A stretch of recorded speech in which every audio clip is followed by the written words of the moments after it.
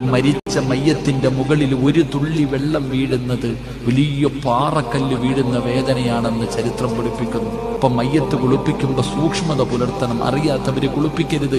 ചിലരെന്തോ അല്ലാഹുവേ ജീവിച്ചിരിക്കുന്നവരെ പോലെ പല്ല് തേക്കുകയും എടുത്തു പൊക്കുകയും വയറിനകത്ത് നിൽക്കുക, അങ്ങനൊന്നും ചെയ്യില്ല സഹോദര. അറിയാത്തവര് ചെയ്യരുത്. വല്ലാത്ത വേദനയാ മയ്യത്തിന്. അതുകൊണ്ടാണ് മക്കള് കുളിപ്പിക്കണം. അല്ലാഹുവേ പടച്ചവനെ നമ്മളെ ഒരുപാട് കുളിപ്പിച്ചതല്ലേ നമ്മുടെ ഉമ്മ, നമ്മുടെ ഉപ്പ.